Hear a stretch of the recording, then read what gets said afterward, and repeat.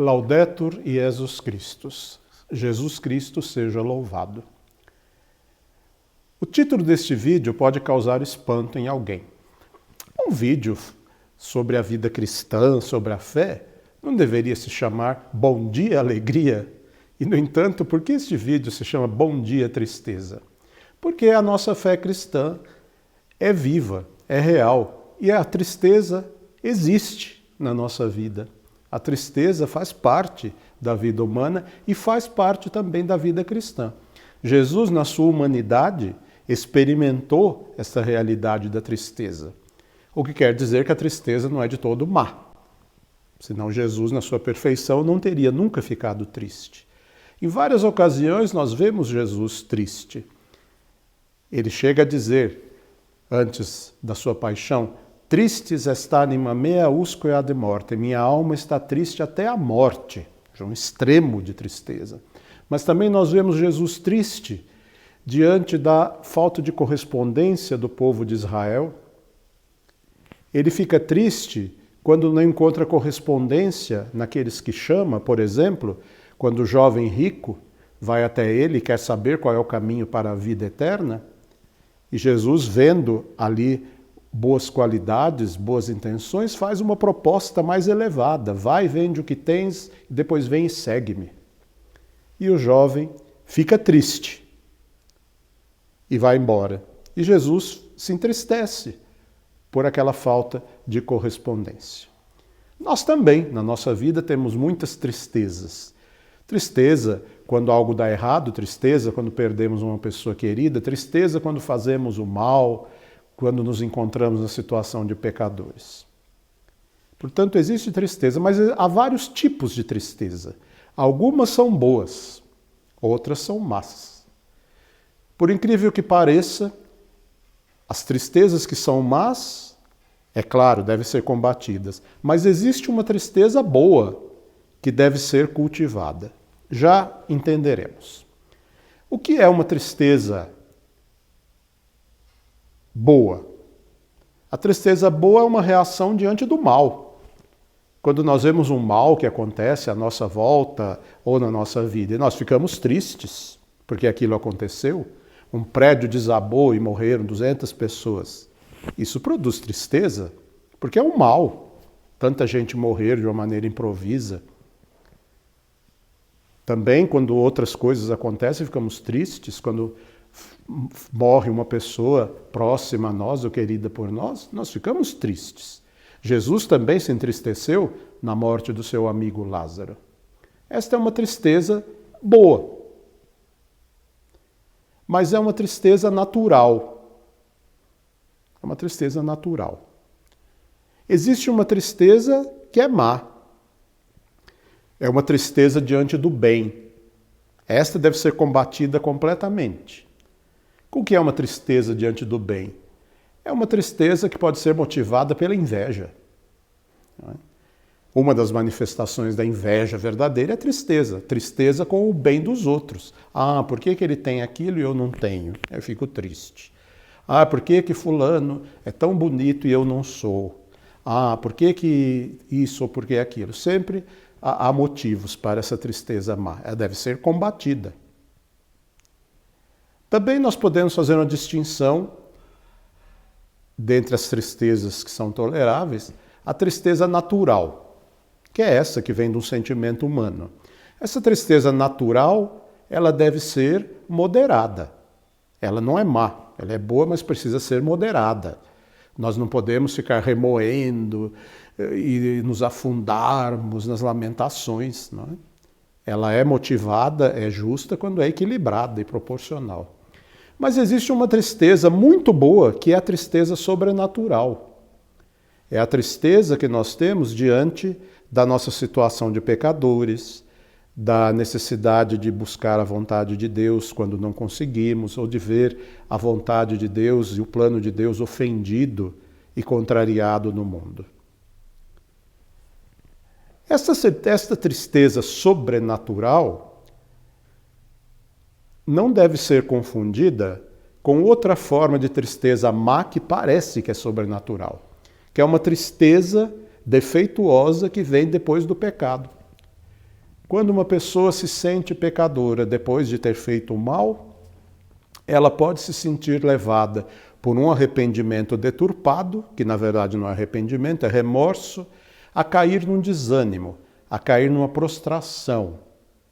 E aqui, ao invés da pessoa se levantar e procurar os meios de restaurar a vida de filho de Deus, o meio primeiro é o arrependimento e recorrer ao sacramento da penitência, esta tristeza má vai levar a pessoa a afundar cada vez mais no pecado, a se afastar cada vez mais de Deus. Essa tristeza má, que às vezes pode ser confundida com arrependimento, mas não é mais, repito, do que remorso, remordimento, que não tem saída, enquanto a pessoa estiver nessa atitude. Se cria uma espécie de depressão espiritual. E o demônio, Lúcifer, que quer nos empurrar cada vez mais para o mal, deturpa na nossa mente o que poderia ser o princípio do arrependimento, na consideração do mal que foi praticado, da ofensa que foi feita a Deus. Ele ajuda a transformar arrependimento em remorso. E aí nós nos fechamos em nós mesmos e não nos abrimos para Deus que foi ofendido. E aí ele desperta em nós sentimentos e ideias errados e confusos. Vergonha da confissão, vergonha porque somos pecadores, mas não encontramos aí a porta de saída. E vamos nos deprimindo. Como já disse alguém, neste caso, Lúcifer manifesta o seu principado neste mundo. Ele poderia ser chamado príncipe da depressão, porque ele vem e se instala ali, naquela alma, e sopra um sopro frio, um vento gelado, que vai secando as qualidades daquela alma, vai secando o que restou de vida naquela criatura. Esta é a tristeza má que deve ser evitada imediatamente. Não devemos ser seduzidos por esse principado luciferino. Se nos reconhecemos pecadores, por maior que seja a miséria em que estivermos, recorramos à misericórdia do coração de Jesus no sacramento da penitência. Não escutemos a voz de Lúcifer, que vai apresentar muitos argumentos na nossa imaginação, na nossa alma. Assim, nós vemos na vida de Jesus que ele exorciza um homem que era possuído por um demônio mudo. Ora, muitos autores espirituais refletiram sobre o que seria esse demônio mudo. Ora, esse demônio mudo atua muitas vezes nessa situação da tristeza pós-pecado, essa depressão pós-pecado. Porque ele que ajudou, muitas vezes, a pessoa a cair naquela situação, depois trata de pôr escrúpulos, pôr ideias no pecador, de que ele tenha vergonha. Não, mas você vai, como que você vai? Que cara que você vai se confessar, dizer para o padre que você fez isso e aquilo? Não, isso vai acabar com a sua imagem, não é? Para quê? E depois, claro, esse trabalho é assim enquanto ainda existe alguma pequena ideia de arrependimento na criatura, mas em seguida esse sopro maligno vai levando mais adiante. Também não é assim uma coisa tão terrível. Mas também fulano, todo mundo sabe que fez muito pior. Mas o outro fez igual e está aí. Também as coisas não são assim a ferro e fogo. E aí a obra-prima de Satanás. Usar a verdade camuflada, disfarçada, deturpada, falseada. Na nossa época, mas não só, sempre houve essa tentação. A confusão que se faz entre misericórdia divina e cumplicidade com o mal. Como se percebe quando se fala da misericórdia verdadeira do coração de Jesus, a misericórdia real, e quando é a misericórdia falsa, que alguns chamaram de misericordite, ou seja, se torna uma doença. A misericórdia de Deus, verdadeira, do coração de Jesus, eleva o homem. Eleva o homem do pecado. Retira o homem, como nós já vimos, né, de maneira tão clara nos vídeos anteriores, restaura a vida de filho de Deus, restaura a graça na vida do homem. No entanto, a misericordite, deturpação da misericórdia de Deus, se aplica como conivência com o mal. E aí se torna um eco desta obra do príncipe da depressão, de Lúcifer. E faz, infelizmente, com que a pessoa persevere no mal, se afunde cada vez mais no mal, deturpando e ofendendo a Deus, usando a misericórdia de Deus como desculpa para fazer o mal. Não, Deus vai perdoar. Deus é bom. Nesse discurso equivaleria a dizer, ora, para Deus tanto faz como tanto fez. Está tudo bem, não é? Vamos levando a vida numa boa. Claro que isso é um engano, isso é um engodo. Já vimos que a fé cristã é luta. A fé cristã representa um desafio para nós. Sempre que ouvirmos e presenciarmos essas ideias faladas, escritas, espalhadas por quem quer que seja, olhemos para o coração de Jesus, olhemos para a palavra do Evangelho. E aí nós vamos encontrar a verdade.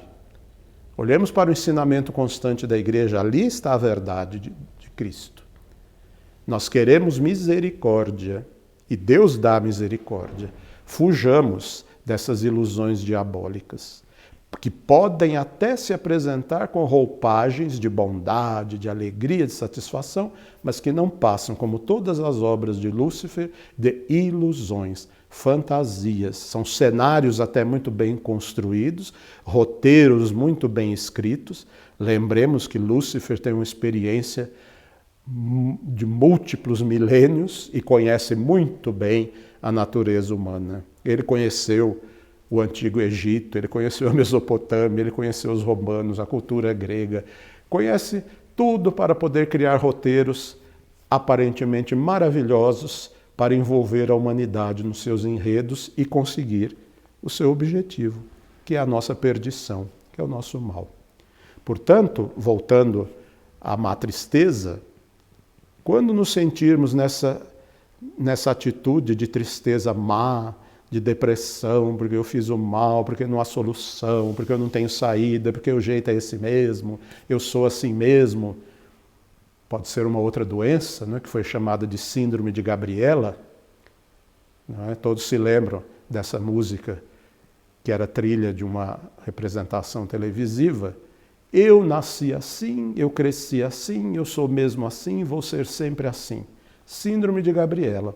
Quantos cristãos também, caindo nessa tristeza pelo pecado, se refugiam nessa síndrome da pobre Gabriela, personagem de romance. Não é? Eu nasci assim. O que eu posso fazer? Eu cresci assim, essa foi minha educação, minha família, minha vida. Eu sou mesmo assim. É assim que eu sou, tenho que fazer. Então eu vou ser sempre assim, muito mal. Não é? O movimento da vida cristã não é esse. O movimento da vida cristã é, se eu tenho na minha vida algum erro, algum defeito, algum pecado, eu não posso continuar sendo assim. É preciso melhorar, é preciso crescer, é preciso se aperfeiçoar. Antigamente eu me lembro que as professoras no ensino primário, para estimular os alunos, escreviam nos cadernos, nas lições, parabéns, continue sempre assim. E isso dava tanta alegria para o aluno, né, que chegava em casa e mostrava para a mãe. Era boa intenção dos professores para estimular a criança. Mas não é um bom desejo você dizer para alguém, continue sempre assim. Não, que horrível. Não continue sempre assim. Melhore cada vez mais. Melhore, caminhe, progrida, evolua. Ora, tristeza má, insuflada, alimentada por Lúcifer, com várias ideias, vários pensamentos, várias imagens e várias influências. Ele sabe se servir até das coisas mais atraentes no mundo para que o engano seja maior. Resistamos a esta obra do príncipe da depressão, do príncipe deste mundo. E reajamos. Enquanto existe uma chama de verdadeiro arrependimento, procuremos o sacramento da penitência. Levantemo-nos. Ora, o sacramento da penitência nos apresenta um meio tão importante para a nossa redenção, para a nossa salvação, que para que nós recebamos a absolvição, nem sempre é preciso estar no estado de contrição, ou seja, que é a dor verdadeira, profunda, por ter ofendido a Deus, que é tão bom e amável. A atrição, que é outra atitude, parecida, mas diferente, já é suficiente para receber a absolvição, porque Deus nos pede aquilo de que nós somos capazes naquele momento. A atrição é o arrependimento ou pela feiura do pecado que foi feito, ou pelo medo da perdição eterna, pelo medo do inferno. Não é mal que seja assim. Há muitas circunstâncias da vida, e é preciso compreender isso como Deus compreendeu no sacramento, como a igreja ensinou. Nem sempre nós vamos estar no estado de uma contrição perfeita, de um arrependimento profundo e verdadeiro, mas vamos ter esse arrependimento imperfeito, mas suficiente para que Deus nos conceda a absolvição, e o resto, a graça de Deus vai nos impulsionar. Há várias manifestações da graça de Deus. Como nós vimos que há vários campos de luta e vários inimigos na nossa vida cristã, é verdade que também Deus age através de múltiplos meios, através da sua graça que atua de várias maneiras e que oportunamente nós estudaremos através desses vídeos. Portanto, essa tristeza depressiva, maligna, que nos paralisa, que nos faz fenecer, secar, deve ser evitada, devemos fugir dela. A tristeza natural dos sentimentos dessa vida precisa ser moderada, controlada, para que não tome posse e não nos bloqueie. Mas existe a tristeza sobrenatural, que essa sim deve ser cultivada, deve ser alimentada. É uma tristeza boa. É a tristeza porque nós ofendemos a Deus, porque Deus não é servido, porque Deus não é respeitado neste mundo. Se vê claramente que é uma tristeza boa, sobrenatural, porque ela nos atrai para a graça de Deus. A tristeza pelo pecado, quando é tristeza verdadeira e boa, ela nos leva a um arrependimento sincero, nos leva a desejar, nos corrigir, a fazer as obras da vida cristã, a reparar o mal que fizemos. Nos leva a lutar para que a vontade de Deus seja conhecida e seja praticada no mundo, mesmo com esforços rígidos e duros. Tristeza sobrenatural. Essa foi a tristeza de Jesus quando chorou sobre Jerusalém, quando ficou triste diante do jovem rico. Essa é a tristeza de Jesus diante da humanidade pecadora que não corresponde. Eis o coração que tanto amou os homens, e como nós já vimos, amou com coração divino e humano, com afetos, com sentimentos. A tristeza, portanto, é uma parte integrante da nossa vida cristã e é uma parte boa, se é bem entendida. Tanto que na liturgia gregoriana, no antigo rito da igreja, no missal existe uma oração, uma missa, um formulário de missa, não é? Muito interessante, que é uma missa para pedir o dom das lágrimas. Como assim? Não é? Como que você vai rezar pedindo para Deus te dar tristeza, te dar lágrimas? Ora, com aquilo que eu expliquei é fácil de entender. Nós pedimos ali as lágrimas que são expressão de uma tristeza sobrenatural. Lágrimas, conforme as orações desse formulário dizem, lágrimas para chorar os pecados nossos e do mundo. Ou seja, para entrar num verdadeiro arrependimento, num verdadeiro desejo de reparação do mal e do pecado, num verdadeiro desejo de conversão.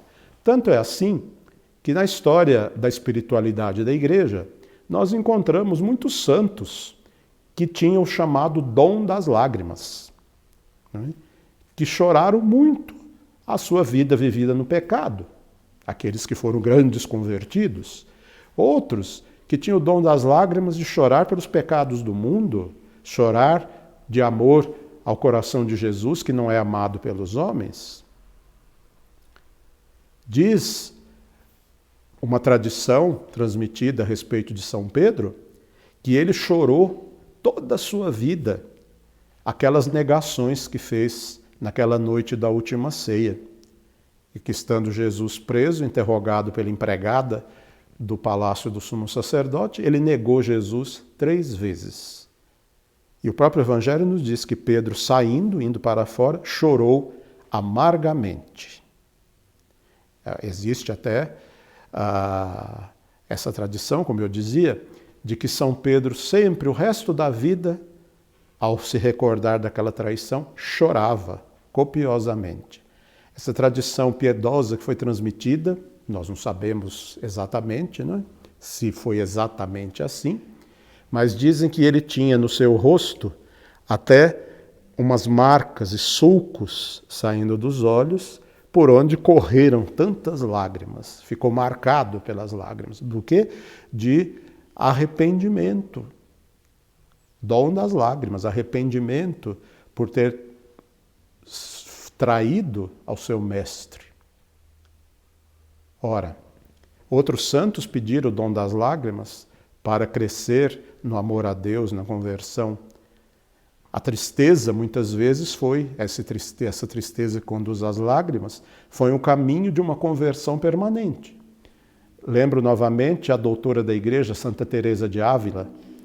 Santa Teresa teve os seus começos de vida cristã, a sua vida religiosa, mas ela mesma narra no seu livro da vida como é que em determinado momento ela experimentou uma conversão profunda, verdadeira, que a uniu definitivamente a Deus. E foi exatamente uma experiência de tristeza, em que ela, contemplando o mistério de Cristo crucificado, sentiu a dor deste amor que não é correspondido. E sentiu essa tristeza pelos pecados pessoais, pelos pecados do mundo, pela falta de correspondência a Deus e chorou. Sentiu, inclusive, por um dom de Deus, né, o seu coração transpassado por uma flecha, uma dor profunda, já que nós somos seres humanos, o que é espiritual muitas vezes encontra reflexo na vida física, principalmente no caso desses santos que chegaram tão longe na união com Deus. E ali ela diz que se realizou a sua segunda conversão permanente e ela se uniu profundamente a Deus e passou a ter uma visão completamente sobrenatural da sua vida e do mundo e entrou nesse diálogo, nessa união íntima com o Senhor.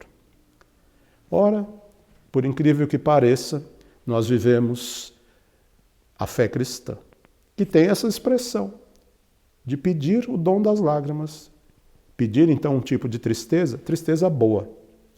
O cristão vive de uma alegria profunda que vem de saber que é amado por Deus através do coração de Jesus. Alegria profunda de ter essa vida nova de Filho de Deus. Alegria de saber que Cristo ressuscitado já é vitorioso sobre o pecado, sobre a morte e nos abriu o caminho para a vida eterna. Portanto, nós temos uma alegria verdadeira e profunda. Mas como disse alguém, esta alegria cristã é uma árvore que tem as raízes em forma de cruz. Porque ela mesma brotou da cruz de Cristo, que nos trouxe a vida, mas também brota de algum empenho, de algum sofrimento, de algum sacrifício existente na nossa vida. Sejamos capazes de entender. Moderar a tristeza natural que vem só dos sentimentos. Fugir para aquela tristeza diante do pecado, a tristeza diabólica insuflada por Lúcifer para nos afundar, nos deprimir e nos deixar cada vez mais longe de Deus. Mas cultivemos a tristeza sobrenatural, que é um verdadeiro dom de Deus, de reconhecer o mal que nós fizemos, de lamentar e chorar ter ofendido a Deus, de não amar a Deus como Ele deve ser amado, de não ser aquilo que Deus quer que nós sejamos. Pois essa tristeza sobrenatural abre na nossa vida um caminho para que a graça haja, abre um caminho para o crescimento, abre um caminho para a evolução. Portanto, paradoxalmente, da tristeza brota a alegria. Como da morte na cruz brotou a vida. Vejam que para os antigos, no tempo de Cristo e antes de Cristo, a cruz era maldição, porque era um dos piores suplícios, uma das piores condenações à morte. Tanto que no direito romano, um cidadão romano nunca poderia ser executado na cruz. Se por acaso um juiz de algum recanto do império pretendesse ou agisse com crueldade, condenando um cidadão romano à morte de cruz, o próprio juiz se tornaria réu de morte. Que transformação houve de uma coisa tão triste, de uma coisa até considerada maldição, quando Cristo passou pela cruz, quando Cristo passou por esse sofrimento, por essa tristeza. A cruz de maldição se transformou em bênção. Nós somos abençoados com o sinal da cruz. Até na vida civil, a cruz se tornou sinal de glorificação. Quantos países tiveram e têm nas suas condecorações a grande cruz de honra, a grande cruz de tal legião. Vejam só, um símbolo que era maldito se tornou símbolo de honra, símbolo de glória. Da cruz brotou a vida, da tristeza brotou a alegria. Peçamos a graça de Cristo, para que nós também saibamos encontrar e dar bom dia a essa tristeza sobrenatural, essa tristeza verdadeira, que nos levará para o caminho da verdadeira e permanente alegria.